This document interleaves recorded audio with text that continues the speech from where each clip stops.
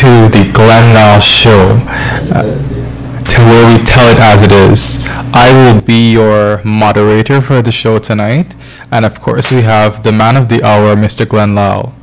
On the Glenn Lall Show, we talk about your patrimony, your wealth, and your right to it, and what the people you have entrusted as your leaders, how they're handling and how they're throwing around that wealth.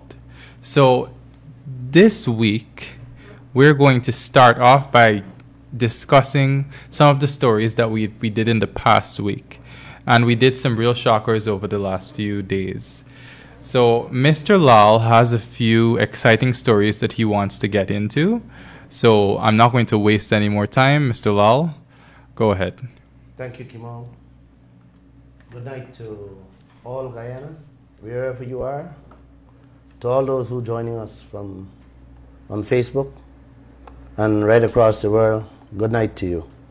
I hope our Hindu brothers and sisters would have had a beautiful celebration last night with Diwali.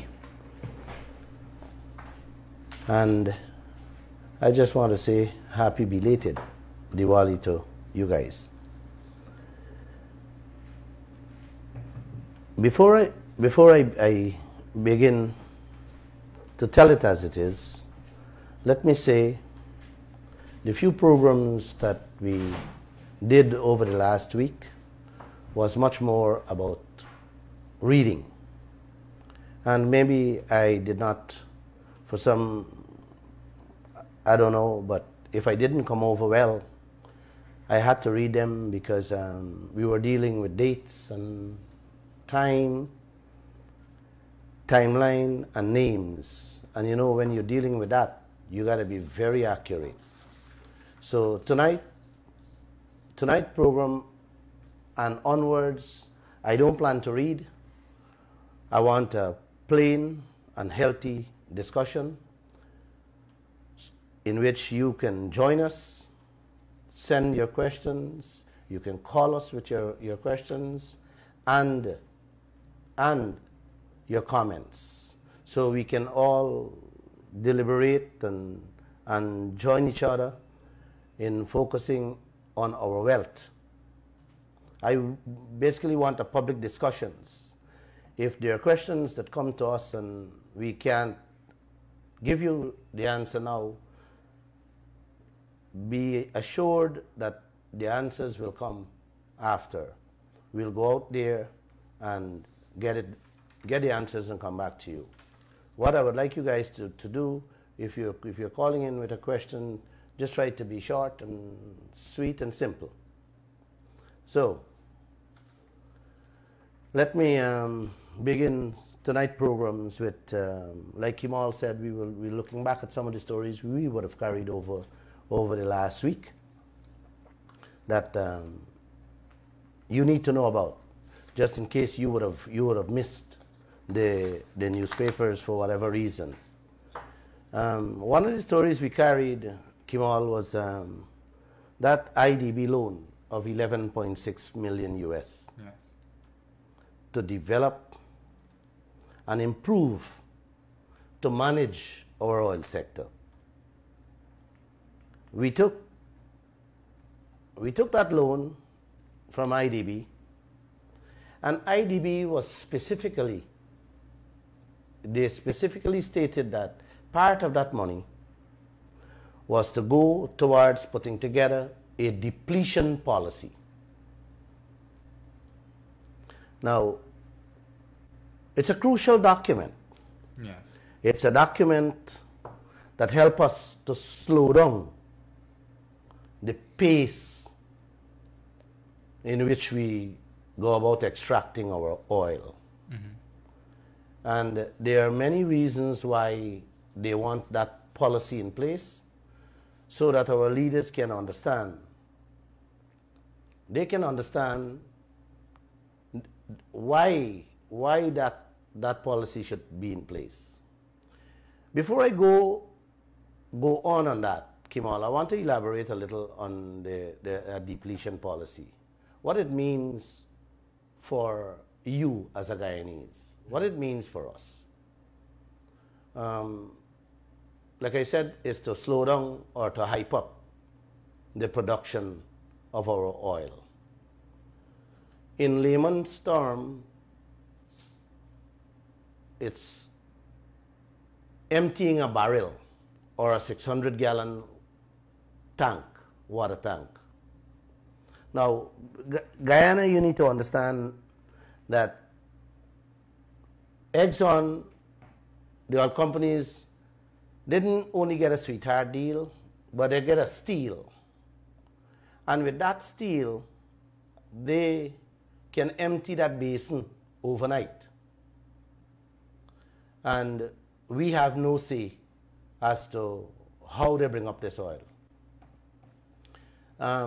Why we should have a say? We should have a say because we need to control the price.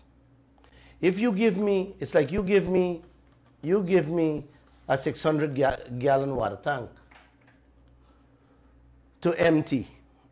And if a week pass, I don't empty that water tank, it means that I have to take back, you would have to give me back part of that water tank. So the same thing with the oil. Every 4 years, because of the license, if Exxon has to relinquish, has to give back us a part of that land, part of that basin, part of that oil field. So when you know that you have to give back part of that oil field, what would you do if you were the person getting that oil for free? Won't you hustle day and night to take out as many as you can? I would, yes. Right, right. So that's why it is important for us to have that depletion policy in place, so in which we can say, well, here, you're going to bring up this amount of oil per day or per year. There's another key ingredient in the why we should have a say. Now, selling the oil is not only bringing up the oil, but we have to sell the oil. And if you have oil there now, like what we have in the billions of barrels, and the price is down, the price is next to nothing right now. Now, why would you want to empty it?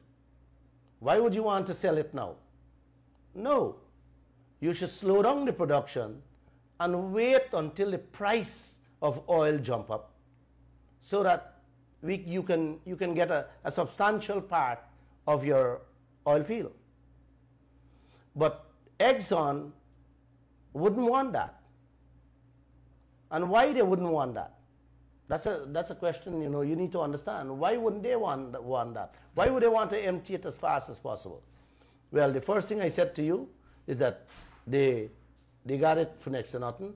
And two, the price is down, and they will take it out and sell it at a low price and pay us. But they are not selling the oil. They are holding the oil. They have the capacity to hold the oil. Mm-hmm. So when they hold the oil, they bring up 100 barrels today. They pay us our 2 cents today, mm-hmm. and we have to take that. Yes. But they put that barrel aside and wait until the price go up, and then them sell. Mm-hmm. So when them sell, they make big bucks on it. And what do we get? What do we get? We can't get anything because we would have already collected our 2 cents on the low price. Right. And I mean, there's also the dimension of terms and whether a government can develop its capacity to monitor the oil sector in a very short time. We know as time goes by, our experiences with these oil companies will inform what we do next, what system we strengthen, what we invest in, so that tomorrow we can say, ExxonMobil, what you did to me yesterday, you can no longer do again because I know better now. And so I feel that if an oil company would want to produce as quickly as possible, mm-hmm. So that we would not have the time to watch over them. And there's been a lot of debate about whether the deal is good or not. Maybe 5, 10 years from now, we might have leaders that develop the backbone to come to the negotiating table with ExxonMobil and say, I want a better royalty or I want more profit. Mm-hmm. But by that time, if we had not put in any depletion policy, ExxonMobil would have pumped out all the oil, and what oil is there left for us to utilize under a better deal? That's right. Correct. Correct. But let me touch on that same policy. That loan was given to us, Kemol, since 2018. Yeah. The coalition signed that deal, and since 2018 to now, these guys didn't do anything. So you see the games that these people are playing with us, you know. And when we ask Vice President Jagdeo about it, this guy tell us that he ain't know the conditionality, the conditionality on the loan, and that he has to review this thing. Here is people lending you money, Kemol. People are lending you money to put systems in place to safeguard yourself. Right. And instead this man talk about using that to safeguard Guyana. This man is talking, he got to study the conditionality of this thing. Kemol, in your mind, you think these people are serious in getting the best out of our oil deal?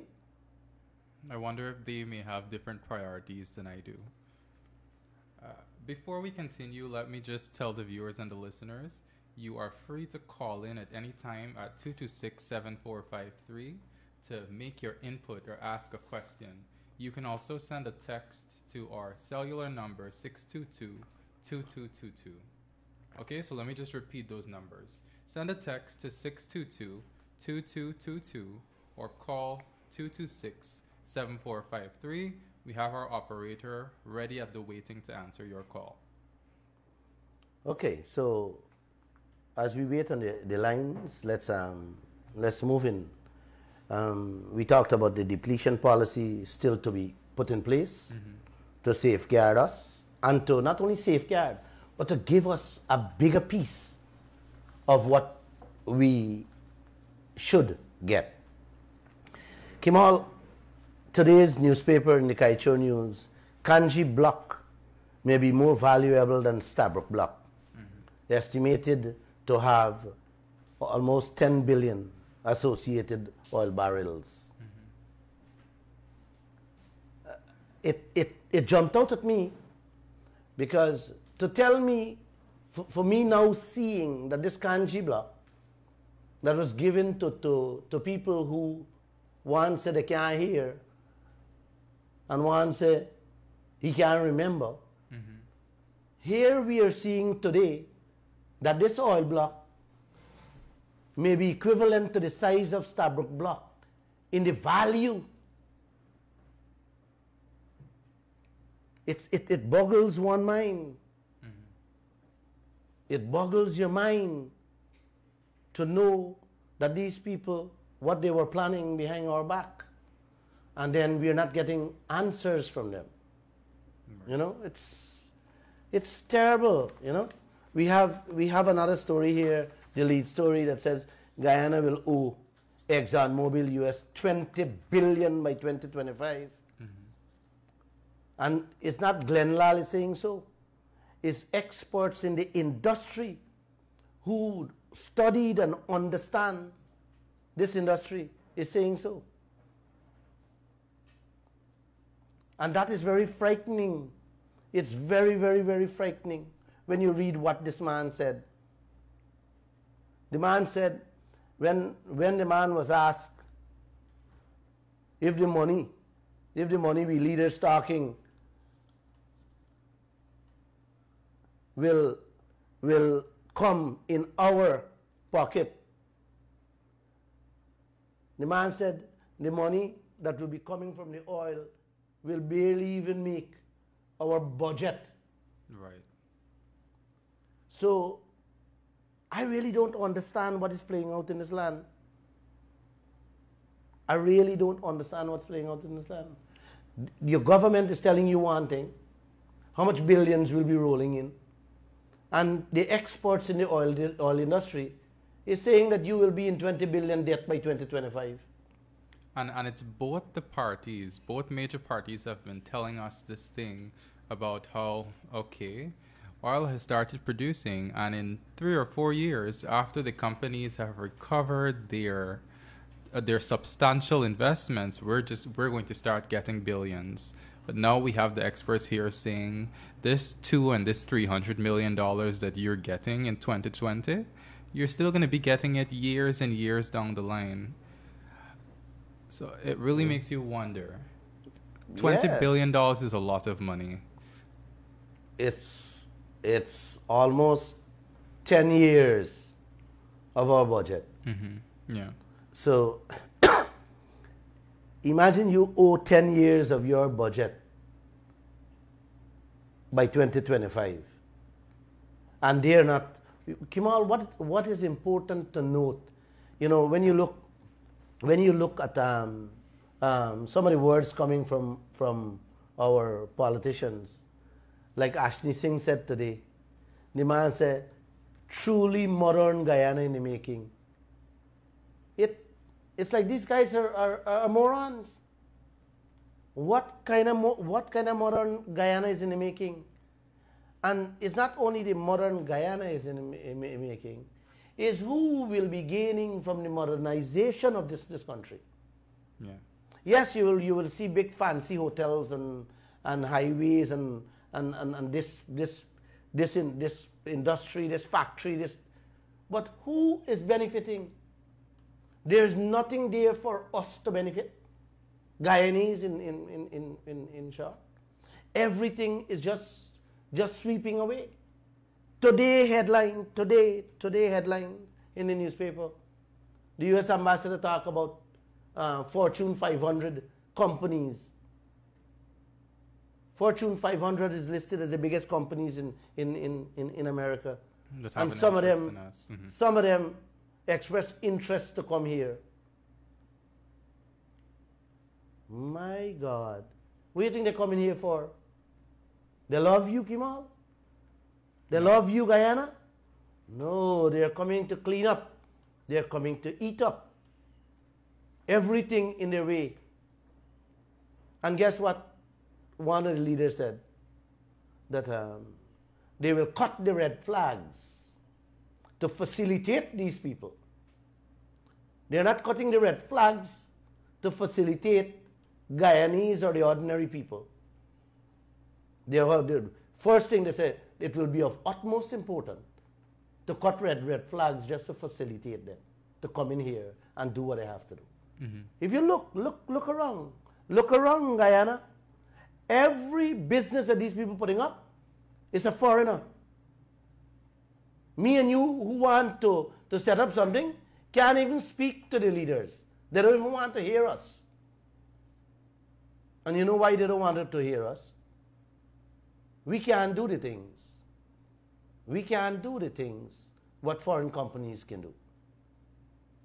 And I think, Mr. Lall, that's a precedent that has been around for a while. I mean, even before we discovered oil, we have had this issue in our mining sector in terms of large-scale foreign gold mining companies and so on that come here. Mm-hmm. We're giving them all of these concessions. Mm-hmm. And when you ask the small miners, what are you getting? You still have to pay all of the rates and the taxes and the duties. And how does it allow you to fare in this industry when you're going up against big companies with all this money? May I share an example? Okay, please. An example that we carried a story, many stories on it. Aurora Gold Mines is a Canadian company, a Canadian-based company that came here. Guyana gave them our mining land for free to prospect. give them concessions, give them duty-free this and duty-free that. They prospect, and when they find gold, Kemol, Yes. when they find gold, the people calling a company out of China, the company pay them 323 million US. I want you to understand me, Guyana. A man come in this country, your government give them the land, give them concessions galore. And when he find the oil, he bring in another company that pay him 323 million US in Canada, not in Guyana, in Canada. And the man jump on the plane, smiling away to Canada, and give us, and left us with a Chinese company with the same conditions of the contract. Duty-free concession, duty-free galore, no taxes. And what are we settling for? You hear your government saying, oh, them hiring couple of workers. You know, this thing is sickening what's going on. Now, a Glenn Lall or a Joshua or a Kemol King are not given those type of leverage or those kind of sweetheart deal. I want a mining land too. I want a couple of 1,000 acres mining land too. Would they give me? Would they give me the concessions? Would they give me duty-free galore? Mm-hmm. No. No.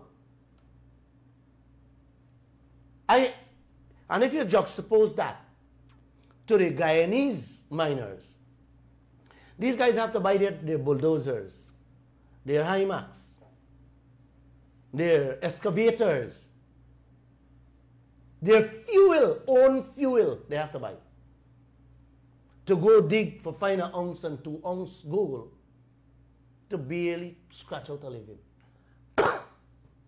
And you have the foreign companies coming here and they're getting everything duty free. And when they get the gold, who's monitoring the gold for us to get our jill? No and that's one. the big question. Mm-hmm. You give them all these things, and nobody, if you look back at them, look back at some of the companies, they have literally paid nothing to us. We have got nothing. A matter of fact, Kemol, we would have lost out on billions of dollars from foreign companies. I can tell you right off the bat that Rusal, the bauxite company, they got almost, when we did that story, I think it was $100 million US in fuel from us, from Guyana, through the duty-free concession. And what Guyana got? What Guyana got? Imagine you bring these people fetching your bauxite away. Yeah. And every year they claim they're losing money. And every year you continue to give them millions of US dollars in duty-free this and duty-free that. And what are we getting? Nothing. You really believe we are not getting anything? Come on. Well, we're not. Or who is getting it, man? Talk to me. Well, Talk to me. Somebody got to get something, man. somebody is getting something. What, the people in the offices? I remember one Chinese guy was walking in, came out of a vehicle going into a minister's office. And the rain came down. And as he was running in, the paper bag got wet. Mm-hmm. And the guy says, if you see US dollars that fall out. And he said he looked at it to see if the man come out back. If he scrambled to pick it up. You had to see, the man said he looked at them when they come out back to see if they were bringing out back the bag. The bag didn't come out back. So, read through the line and understand what's playing out. Yes. The people, Guyana is not getting anything. No. It's just a few of your leaders who are in bed with these people is grabbing up it. And this thing is sickening, man. I'm tired. I'm getting tired of it. All right, let me just remind the viewers and the listeners, you can call us on 226-7453. That's 226-7453. I also have our cellular phone here right in front of me. You can send us a text on 622-2222. You can ask questions and you can make comments. Mr. Lall, I wanted to bring you back to one of the stories that we did today about the kanji block possibly being more valuable than the Stabroek block. I think we need to give the listeners a little more insight into what that means. So we found, or ExxonMobil announced its first find in May of 2015. And since then, every now and then we would hear ExxonMobil strikes, ExxonMobil strikes, ExxonMobil makes another discovery. And over the course of that, I'd say 4 or 5 years, Exxon has made 18 discoveries so far in the Stabroek block. And so they have amassed an estimated proven reserve of 9 billion barrels. But here we have the kanji block now, which is 6 times smaller than the Stabroek block. However, what the owners of the block has found is they've estimated now, even before they've started drilling, their studies have shown that there are just about over a dozen prospects on this block that holds 10 billion oil equivalent barrels. Not 18 prospects, just about a dozen that holds 10 billion oil equivalent barrels. So that gives you an idea of how much more can be in the kanji block, just how much we can get out of it. And mind you, this is one of the blocks that was given away by the Donald Ramotar administration in 2015, just days before the election.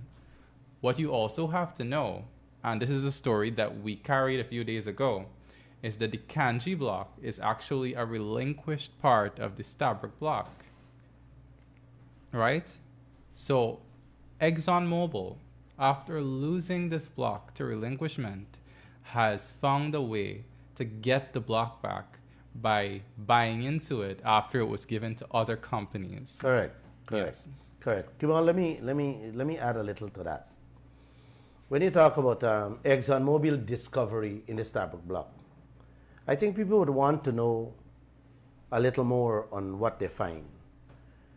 The Stabroek block, the 10 billion estimated associated barrels that they would have found to be $9 billion, that is from only 18 wells they would have dug. Mm-hmm. And that's what they found on that 18 wells. I think it was 14 they find, and they end up with 2 dry wells. You need to keep note that every well that drill, there's a cost. Like the one Suresh Narayan gave us. Yes. 155 million. That dry well. Mm-hmm. There's a cost to this, but let's drop cost. We're dealing with only 18 wells they drill in the Stabroek block. There are many more wells that they can drill, that they will drill. Yes. So this 9 billion is just an estimation for what they are telling us on this what they drilled so far. Yes. So there are lots more wells to drill. There are lots more to come. And that's in the Stabroek block that Exxon has. I'll move over to the kanji where you said they relinquished that kanji block and hold it on back. Let me go back. Let me explain that a little in layman's term, mm-hmm. so you understand, people can understand it. Remember, I talked earlier about emptying the barrel. Yes. Right. When you empty the barrel, if you don't empty the barrel, you have a time frame to which you have to return part of the barrel to me. Well, it's the same thing with the land. That kanji and Kaieteur was all Stabroek block, was all part of the Stabroek block. Because of the time frame, like I said, you only have, every 4 years, you have to give up a portion of that block. This is how they had to give up from 99. From 99 to now, they would have had to give up a lot more. But for whatever reason, Stabroek only gave up Kaieteur and kanji they renamed Kaieteur and Kanji from the Starbuck block that Exxon would have given up. I hope you guys are following me. The Kaieteur and Kanji is what Exxon had to give up. Every 4 years you have to relinquish parts of your block. So what I did, instead they sell the two-piece Kaieteur and Kanji on the open market. They grab onto it and give it to people who who broke. So now they're drilling in the Kanji block, or they would have done their seismic testing, and they have already estimated in the Kanji block 10 billion barrel. And guess what? Like Kemol said, they snatch on back. They snatch on back to the Kanji block. The same part that they relinquished, that they gave up, the players bring them back in. And they didn't bring them only in the Kaieteur. They bring them back in the Kanji, they bring them in Kaieteur too. So Exxon is back. They give up and they're just going buy back, and they're back in the whole Starbuck block. So you need to understand that. How much Exxon paid them to go in there, only God knows.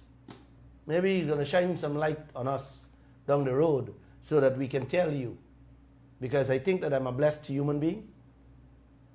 And he will shine that light on me so that I can tell you how much Exxon really paid them. How much hundreds of millions, how many billions of US dollars was paid to them, so that you can know where your money went. We can go ahead. Okay, now the operator is reminding me that we have to go on just a 1 minute break. So we're going to be right with you after this break. Please stay tuned to the Glenn Lall Show. Introducing Guyana's premier online fitness and nutrition coaching. Experience the change. Visit buildwithbailey.com and get access to valuable nutrition and fitness resources today. Take advantage of paid and free services and features, plus win cash by entering our fitness challenges. Build with Bailey. Learn how to boost your immune system in the fight against COVID.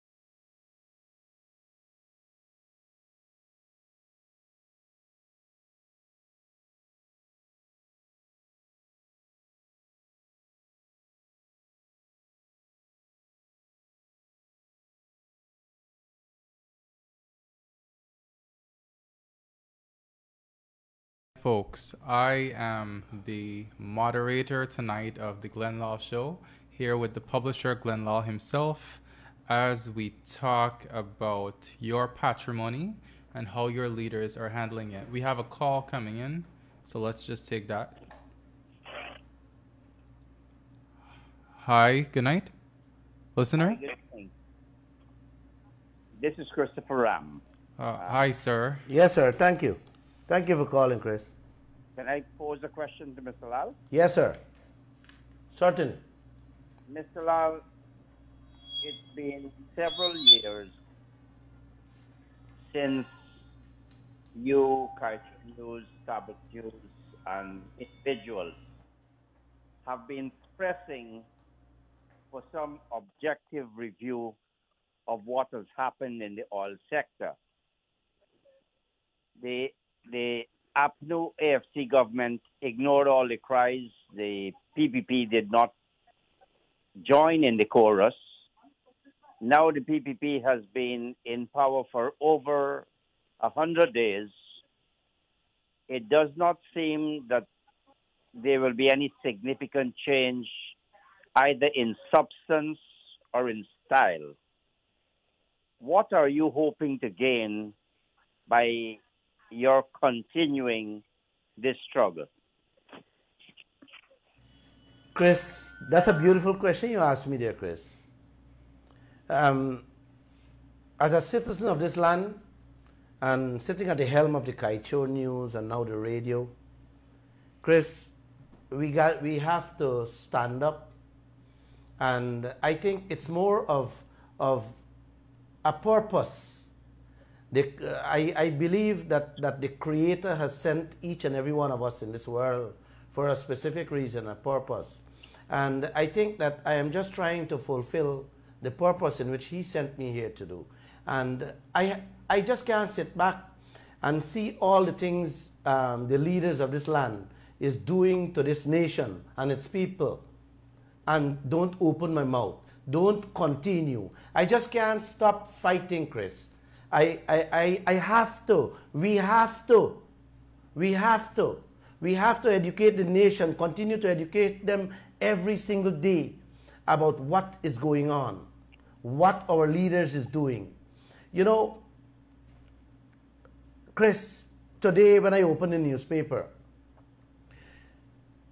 Robert Prasad, the then Natural Resource Minister, in which he said he don't know the players of the block. He said he only met the lawyers that signed the documents on behalf of the people who got the Kanji and Kaieteur blocks. When this man said he didn't sign the contract, Donald did. When this man said he relied on the report prepared by the GGMC and gave away the oil blocks, can come back in this country now after he spent time in the United States, come back after the PPP won, and cannot come clean to this nation as to the role he played. Chris, we have to continue to speak and speak out loud against these people. You know, I read him today in the newspaper. This same man who couldn't remember, Chris, I want you to listen to me carefully. I'm listening. This man who can't remember, never met the players, can't remember the lawyers who signed for the two oil blocks that can lift every Guyanese out of poverty. This man has come back and placed in a position as the foreign secretary of this country, man. Guess what he told Guyana today through the newspapers?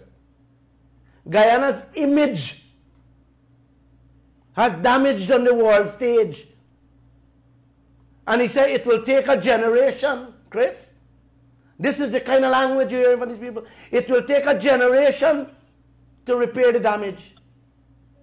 Chris, that's in the newspaper. I read that this morning. Do you believe I want to, one second, I'll come to your question. I want to tell this nation, Chris, that the damage he has done to the people of this country with those two oil blocks and many more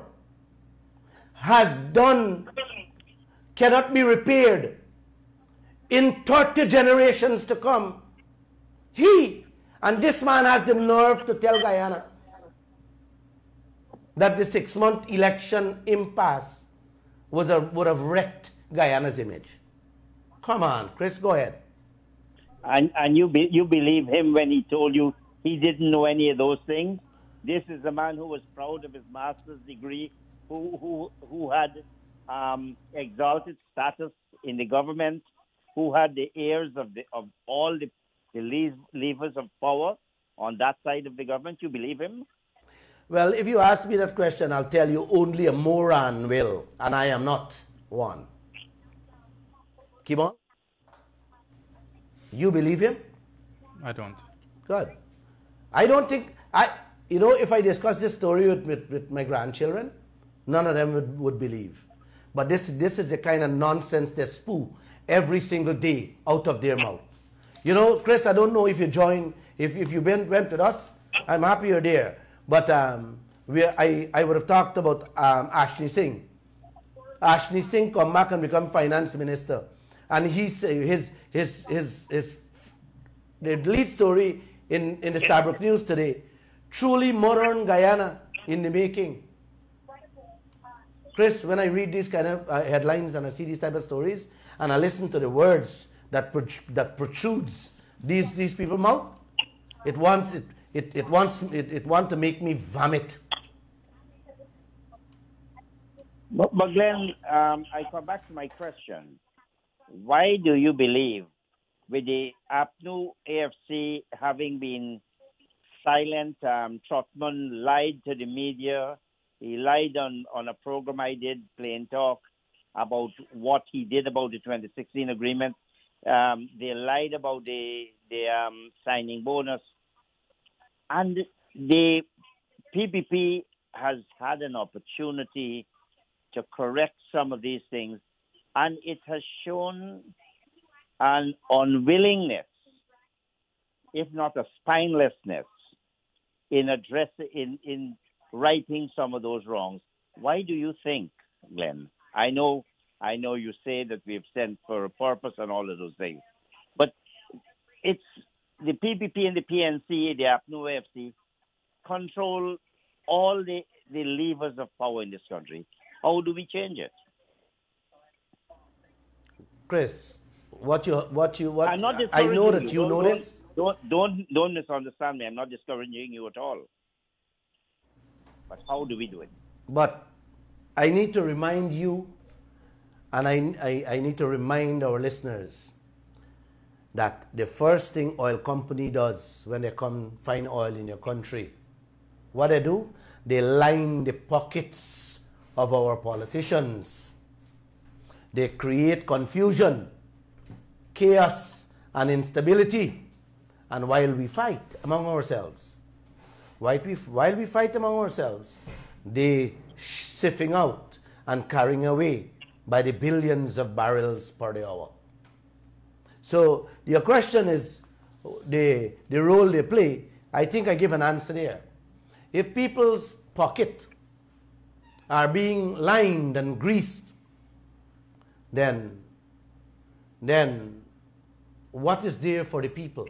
Whose interests these guys and these girls working in?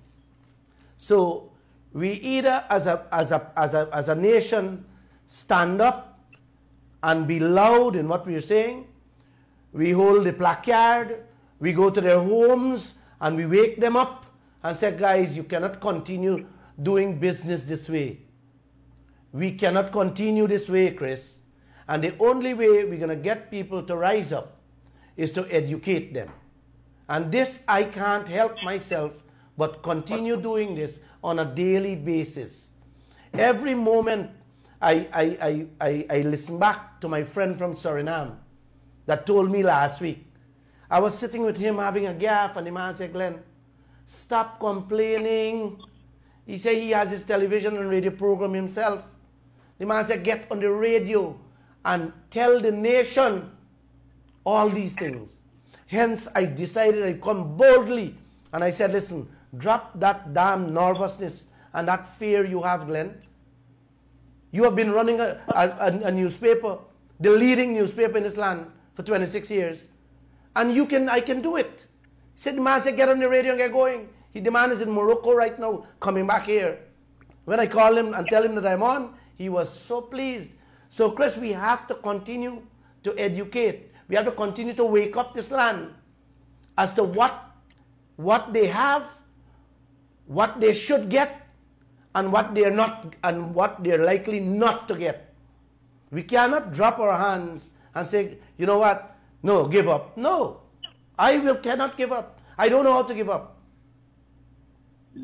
Okay, and I don't want to persist with my question. This is your program, but you seem to suggest that it might be more than just ignorance on the part of the Guyanese politicians and decision makers, and that it is more than sheer incompetence. Well, Robert Prasad is suggesting even that he just didn't pay enough attention, which is itself unbelievable. Don't you credit some of what is happening to just ignorance, lack of experience, and perhaps incompetence?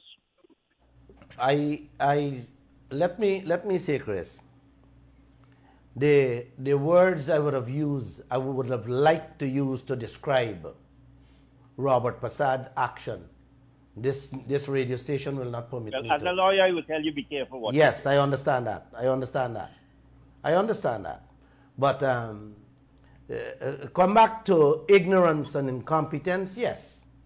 These show incompetence and ignorance plays a part. And because I would have chatted with many of these leaders, on a one-on-one, and I said, man, you guys, come on, you got to do better than that, And I know that they don't understand, but that's fine. At least take advice, man. And incompetence and ignorance kicks in with corruption. But it seems, Chris, the more we live, the more we learn about what's taking place in the world, that our leaders are more interested in corruption and the big box rather than the decisions they make to benefit the people of the country. Anyway, Glenn, I want to thank you for your frankness in answering my questions, and I wish you luck in the struggle, which is one not for yourself, not just for your newspaper, but indeed for all of Guyana, and current and generations to come, because we ought not to let this go. We have to keep pushing, and you have my support, Glenn. Good night. All right, now. I'm glad you raised that point. This thing is not about Glenn Lall. I have told many leaders, many people. I actually tell my staff every day. All my friends know that Glenn Lall doesn't live for money anymore. I am too blessed of a person to live for money. Money is not. I don't even wake up and worry anything about money. It's not within my mind, my vocab, nothing. I just want to see people live a decent life. I want to see people who can take food home, who can buy milk. Look, one of my carpenter came and asked me for a little loan just now to pay coats. Nobody should be doing this thing. Not with the kind of wealth we have. Yes, Kemol. Yes, Mr. Lall. So we have two questions for you from our WhatsApp. One of the persons is asking, how many years will it take for Guyana to pay off ExxonMobil's recovered cost? Well, oh my God, that's a question. I wish I had Yes. Mr. Ram here to do them kind of calculations. But I could tell you. I haven't hung up on you, Glenn. I'm still here. Please. Today, I don't know if you read our today's headline, in which by 2025 we will have a $20 billion owing to Exxon, and we will have a deficit. I would have liked you to pitch in there and help me with that. Well, question. you're quite right, because even as we seek to pay off on the Stabroek block, the Exxon keeps giving us further and higher bills on each of the licenses. So this is going to be almost a never-ending stream of payments that Guyana will have to finance before it can claim any 50% share of profit oil. All of these are costs that we have to bear, despite the fact that Guyana is now the mecca of the oil industry around the world. There is almost zero risk in petroleum when it comes to Guyana. And yet we are paying all of these money. We're giving up our natural resources and telling them, come, we will pay for you to exploit our resources. It's absolutely unthinkable that anybody would continue this model of agreement. And I just cannot understand. And I'm very disappointed. I never thought I'd have to say this. I'm very disappointed that the PPPC has shown such a lack of willingness and courage in dealing with what is clearly an unjust and immoral arrangement. So the short answer to your question, Mr. Moderator, is that we will continue every time Exxon spends something leading to a discovery. It's bad news for us because we have to pick up those costs.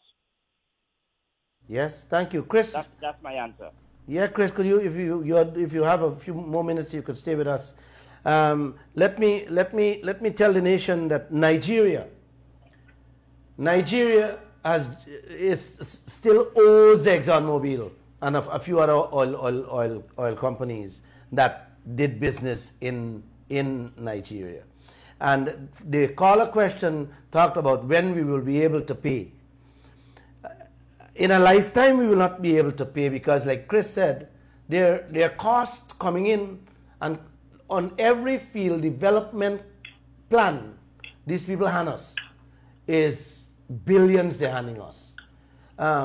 What the deal does not give us the kind of money to repay our share or to repay as fast as the bill coming into us. Yes. Right?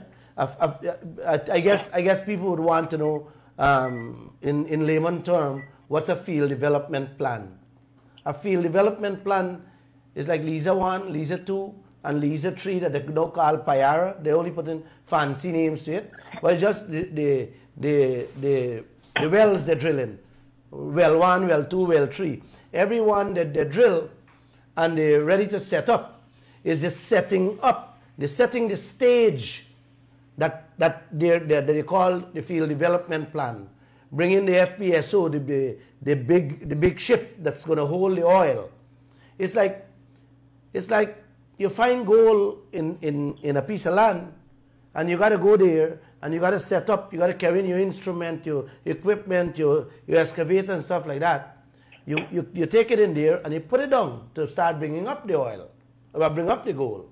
But that cost, Chris, and this is the very key part, that cost that those people throwing on us, we have no say. That's correct. That's correct. Okay, so this is lunacy, bro. This is craziness. This is madness to the highest extent.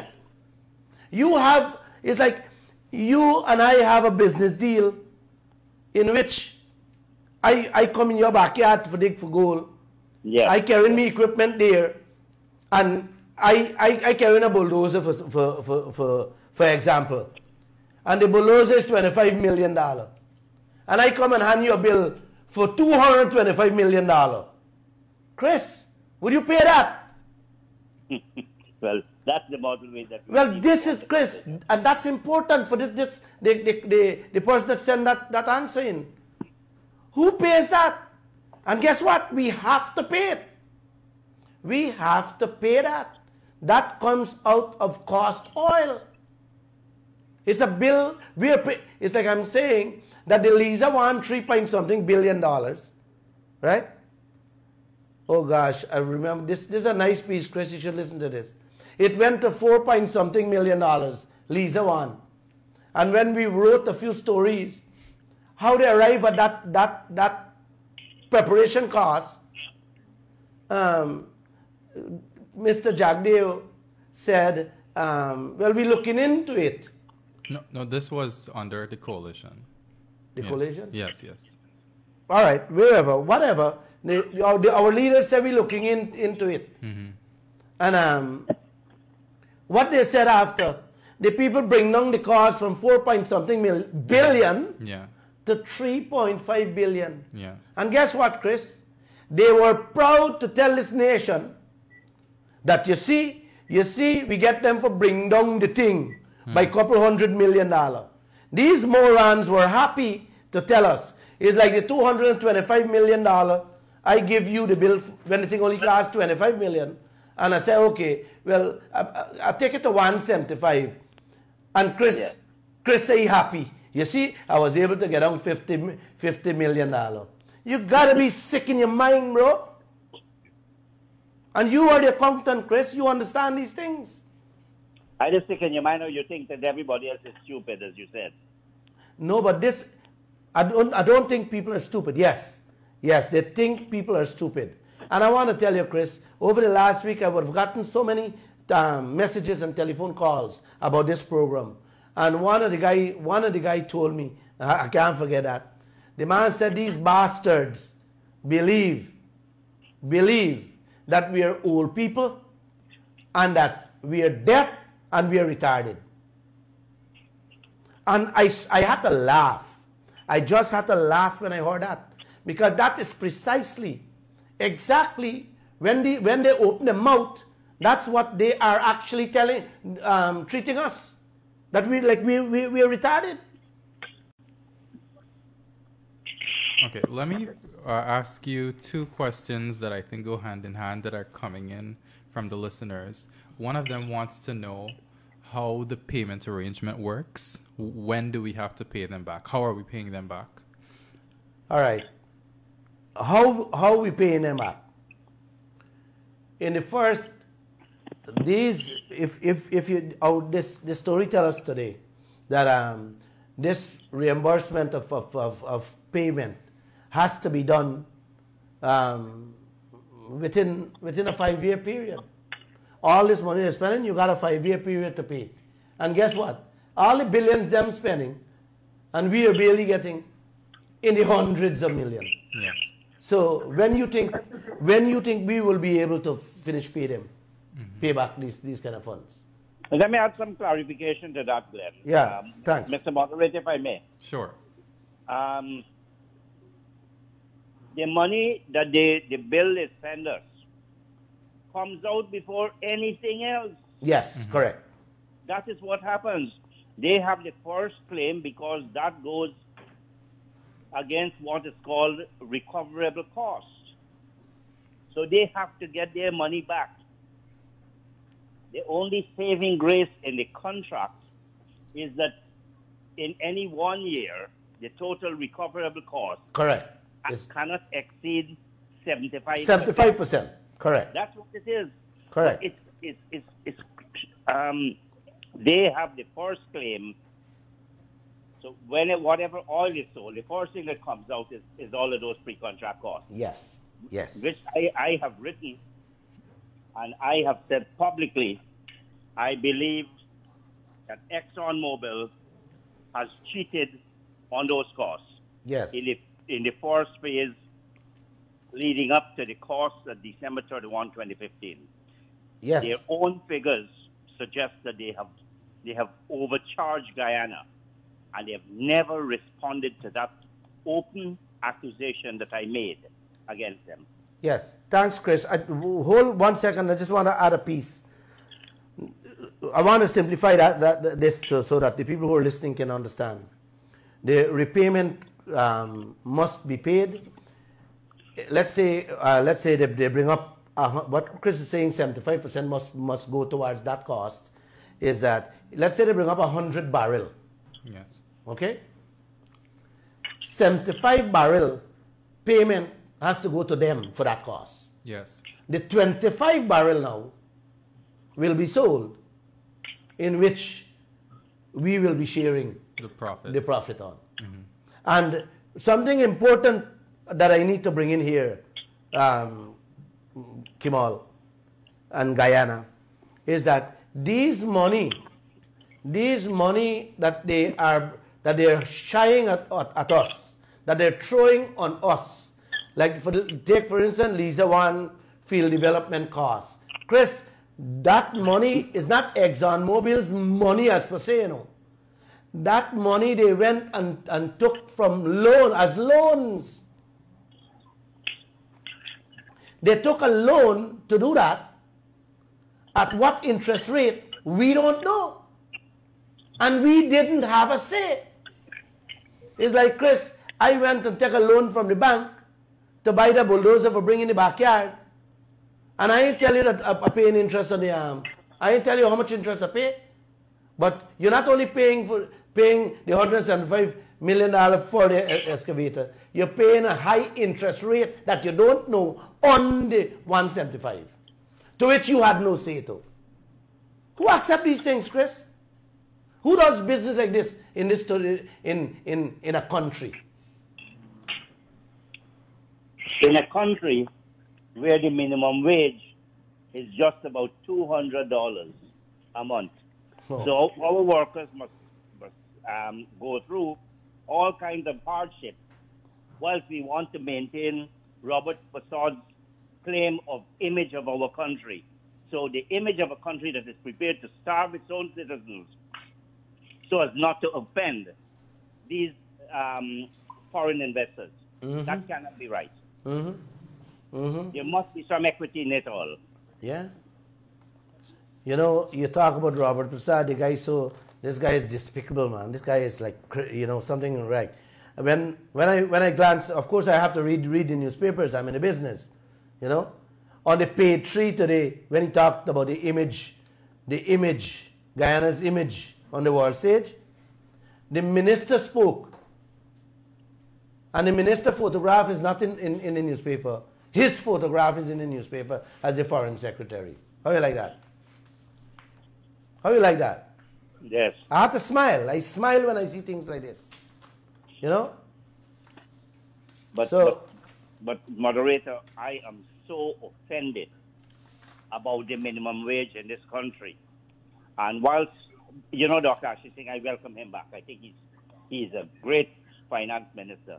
But for him to start taking this pro-business line that the PPP has now embarked on, I find very, very depressing. Why didn't he tell AmCham that, look, you must recognize workers' rights. Our people have a right to a proper standard of living. You have a right to profits, of course you do. But you have a duty to pay proper wages to our people. And we as a government will ensure by legislation, by orders, to make sure that you treat our workers well. Earlier, I don't know if you heard me. I talked about Aurora gold mine.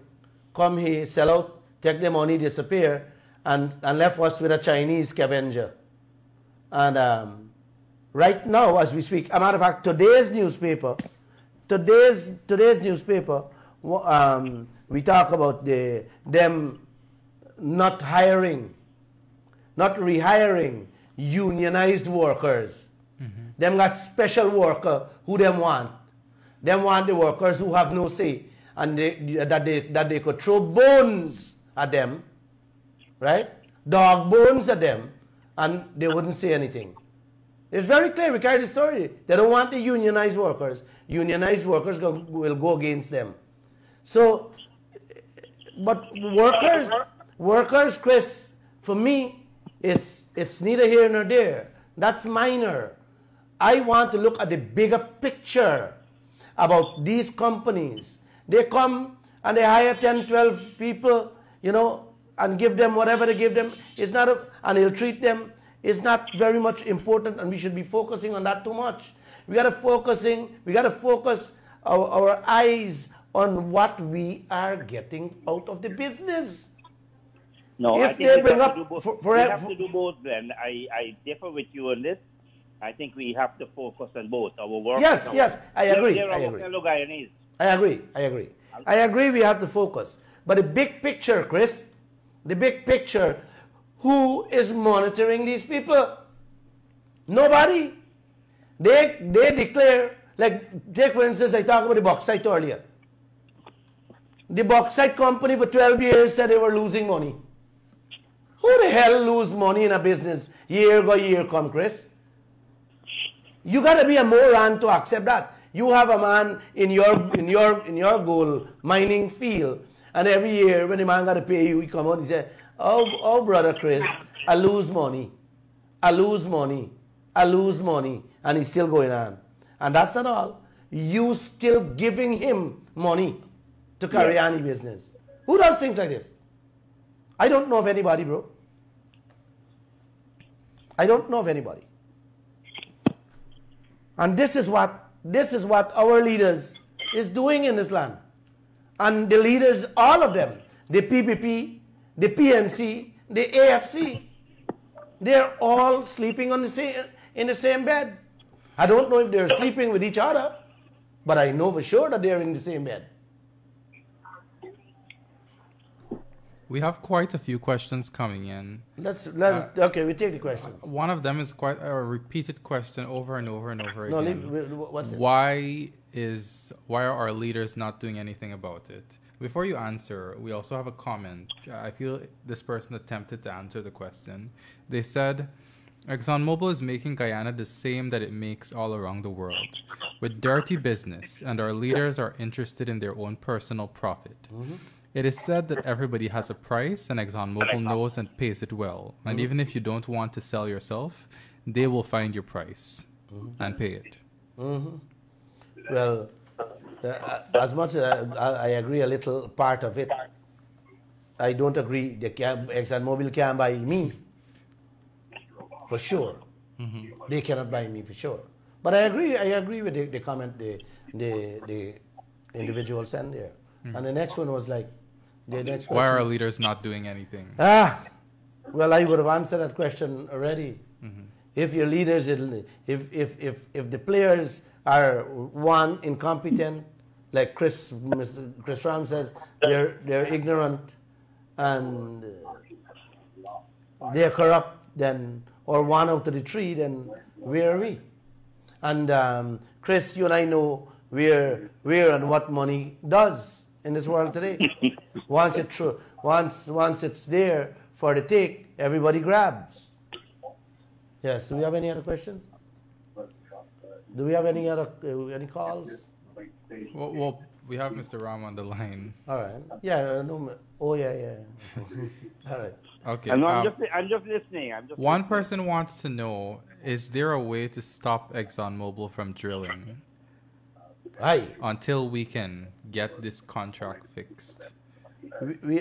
Chris, the question is if we can stop ExxonMobil from drilling. I don't think so. But their mechanism, there are things we can do to claw back and to hold them at bay, so it gives us the room to negotiate a better deal. Okay, so let me just tell the listeners, we have Mr. Ram on the line, but you can also call in and we can have you on the line too at 226-7454. That's 226-7454. So you're free to call, folks. Yes, Chris. No, I agree with because I think no court, after it's now been 4 years since the contract was signed, I don't think any court would interfere with the overall business of the oil exploration and production. What I believe, and I still do believe, that there are illegal elements to the contract, and I believe a court would have a duty. Okay, so you're saying that we should point out the illegalities within the contract and let's challenge them. Mm-hmm. Well, I am ready and I am up for it. I just need the backings and the help from some of the lawyers in this country. We can talk that after, and we can get going on that. And I'd like to put my name there as the challenger to them. Okay, now we're in our final 15 minutes of the show. Mr. Lall, we have a question directed to you. It's sort of been repeating on the live all the time. People want to know if you have political aspirations. You know, I am just doing what I have to do. Political aspirations, no, that has never been in my. I never played with that thought at no time of all my life. I just want to make sure that people has a better life, that they get a better life. And I think the reasoning we're getting on our comments is that we need somebody in office who wants people to have a better life. Yes, I agree. I agree with that. I agree with the person. But, you know, Chris and Guyana and Kemol, Josh, I believe in my heart that we have leaders. We have leaders in the PPP. We have leaders in the PNC. We have leaders in the AFC. But they just have to speak up and stand up and say, no, half of this nonsense we're going on with. They can do it. And I am hopeful that they will. They will do it, man. Because we cannot be recycling PPP, PNC, AFC all the time. It's one set of players we have, one set of political hackers we have.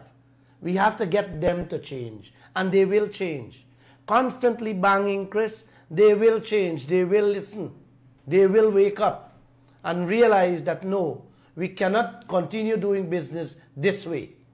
We got to change. We have to put the people interests first. Okay, so this person's question came in at just a good time. They're saying, before and during the election, we had a lot of third parties who were very loud on certain issues. But right now, when there's so much happening in our oil and gas sector, these third parties are quiet. What do you think about their silence? And would you engage them in furthering this cause? Well, I am ready to engage, and Chris, you will agree with me. We are ready to engage every political player, not only in the small parties, but all of them. I want them to come and let's sit down, let's chat, let's talk about these issues, that how we can correct them. Yes. The faults, the illegalities that they would sign on to. Let's talk how we can put our heads together and bring about that change. I'm willing to work with anybody here on this radio and in this newspaper. Mr. Ram, I'm glad you're on the call. We have a question sort of about the law. I think you have spoken about our leaders and their handling of the sector in ways that may be illegal. This person wants to know, can there be private criminal charges for politicians who unlawfully and with negligence sign away our wealth or blocks? That's a beautiful question. I'm always hesitant about criminal because criminal requires two elements that might not always be present. But there is certainly a case for if a person, a politician, a person in power, a public authority, has abused their office or failed to carry out their office in a proper manner, then a case can be brought against them, for sure. And you wonder that Trotman himself, now we all know that Granger, former President David Granger, sought to protect Raphael Trotman by saying, the matter came up before cabinet. Well, then maybe the cabinet should be held responsible. What I find very interesting is that we heard several things about cabinet of the APNU AFC. Now, a new administration has gone in. It has access to all of those records. Why is it not exposing some of these things? Why is it itself so silent on critical issues, on issues that, as Mr. Lall has said, have caused and will cause the impoverishment of our country, whilst our natural resources that are not renewable keep being exploited and explored against our own interests. Why is that happening?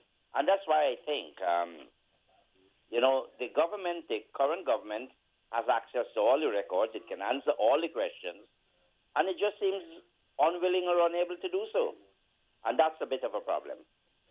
But on the question of legality, and I think there are elements in the contract that are clearly unlawful. Some of them they may have tried to fix, for example, the self-insurance.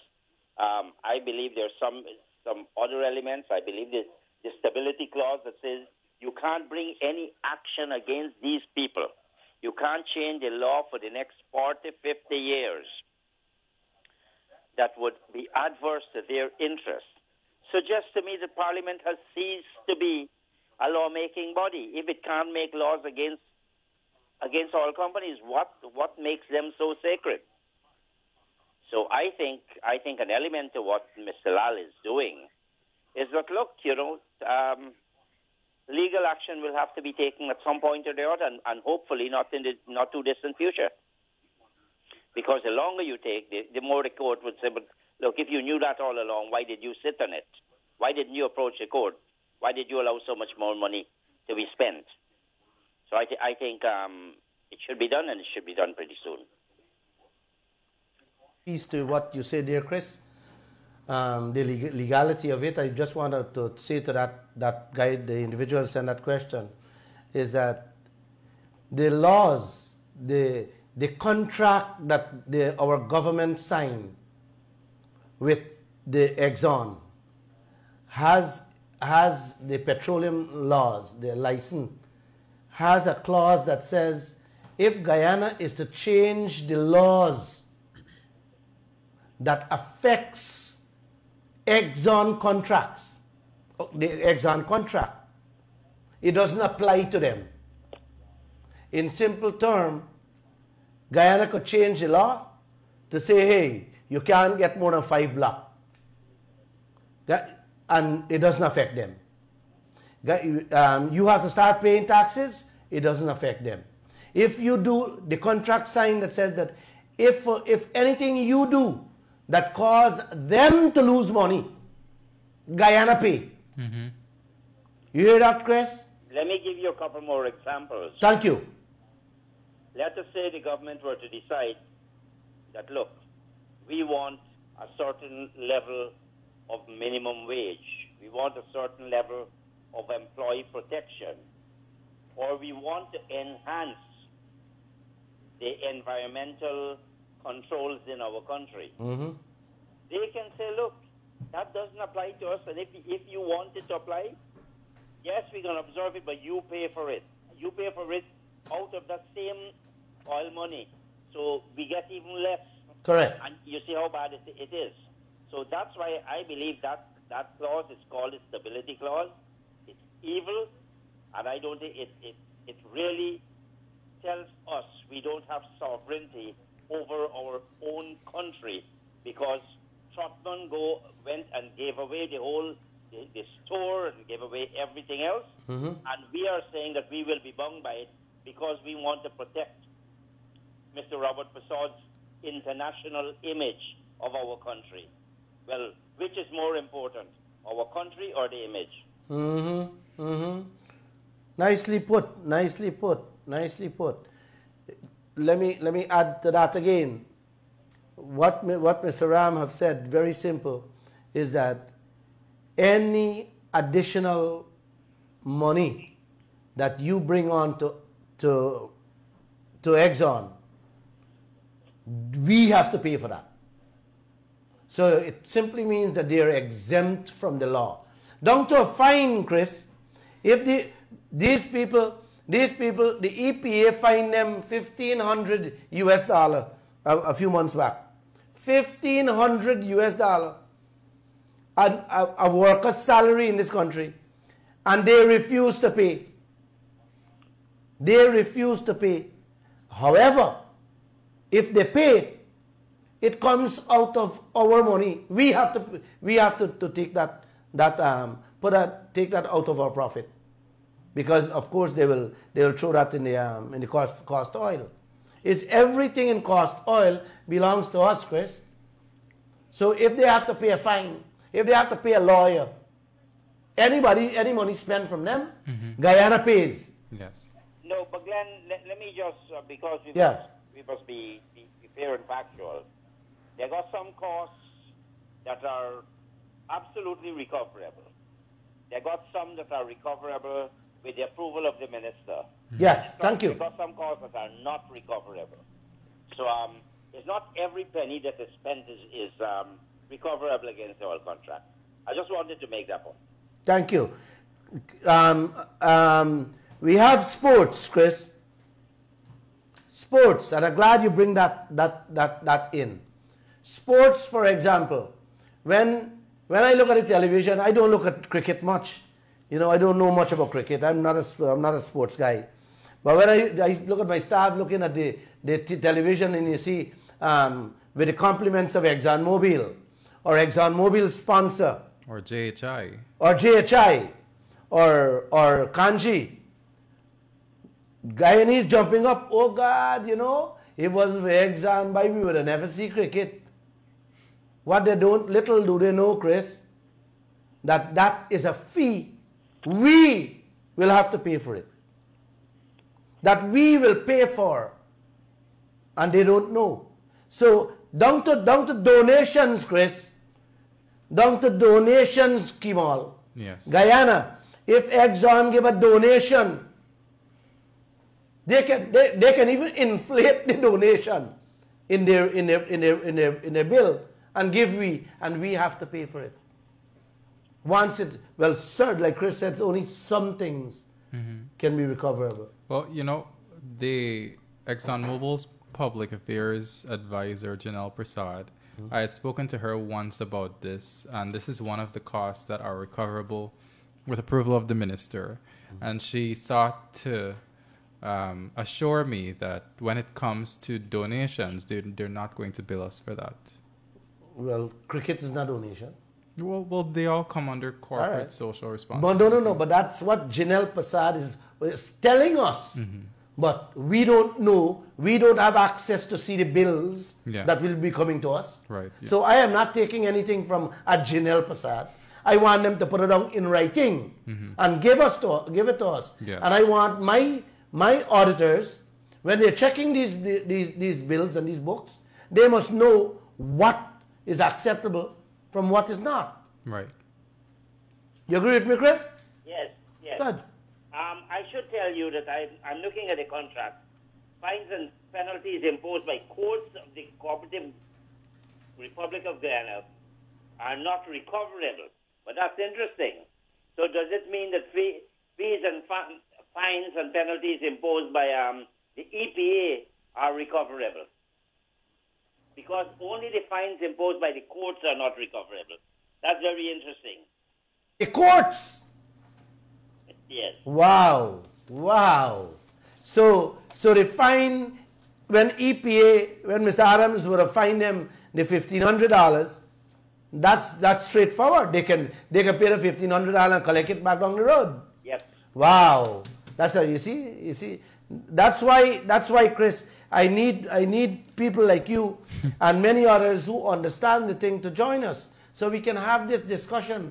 You know, what you know, what I know, what Kemol know, what Kiana know, and what Yog know, we get going with it so that we can edify the nation as to what to expect.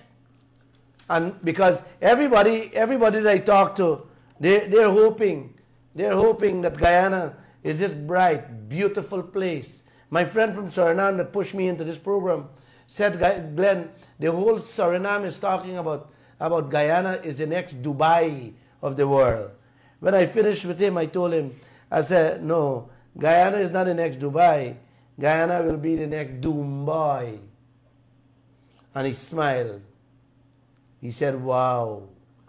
And a little of what Suriname get, when we level Guyana's contract with Suriname contract, oh my God, I don't even want to describe my leaders. I don't think there are words to describe them as to what they give this nation alongside Suriname's contract. And you know, there's another issue arising out of these costs. We have been so slow. From Trotman and Company, they've been so slow to deal with these pre-contract costs and these audit costs that the time has expired to challenge some of these costs. Oh my and God. that is gross incompetence. Oh my God. Oh my God. I know that too. I know that too, Chris. But you see, Chris, the industry is so large, it's so huge. And I'm glad you raised that issue. We have a time limit as to when we can check these bills. Guyana, you hear that? ExxonMobil give a time limit as to how we can check these bills. And if the time pass, you just can't check it. You better pay it. That's what they're telling you. And guess what, Guyana? Guess what, Chris? You know what Jagdev said a week ago? That they're now auditing the 450 million pre-contract cost that Exxon gave us from 1999 to 2015. And the man went on to tell this nation, like if we are morons, that he does things in sequence. yes, he does things in sequence. When we ask him, what are you going to put these things in place? You know, he said, we does things in sequence, sequentially, one after the other. Well, you rightfully put it there, Chris. Time will run out for we, and we will end up owning those bills to which you have to pay, to which every citizen of this country will have to pay. And I don't mean pay in the sense coming out your pocket. The little jill that you'll be getting from the oil will not become jill. It will become pill for you to swallow. Crumbs. Basically crumbs then, if you want to use you don't use the word pill. Painkillers. All right, now we've come down to the end Yes. of the show. So before we end this very fruitful conversation about our wealth, Mr. Lall, I will just ask you to leave the audience with any final comment you want to make. First I want to thank all of them for joining and listening. I hope whatever we would have said would have been enlightened and you would have learned maybe something. Not everything, but learn something.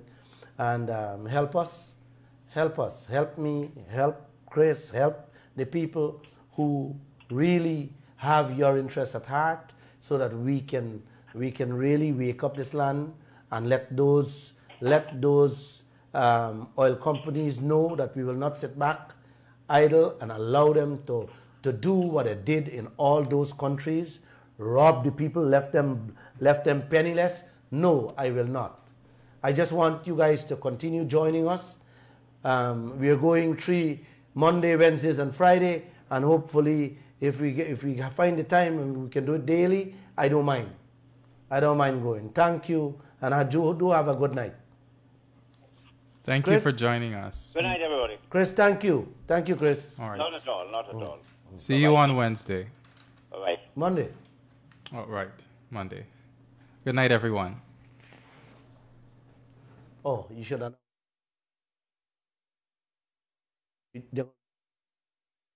For those of you who... You there? Guyana, thank you for listening once again.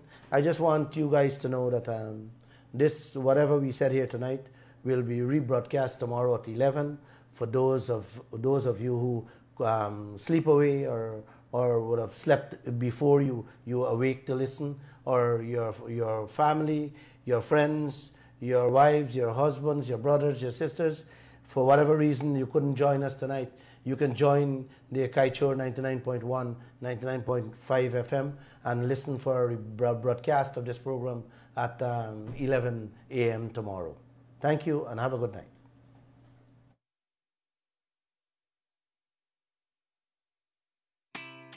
Introducing Guyana's premier online fitness and nutrition coaching. Experience the change. Visit buildwithbailey.com and get access to valuable nutrition and fitness resources today. Take advantage of paid and free services and features. Plus win cash by entering our fitness challenges. Build with Bailey.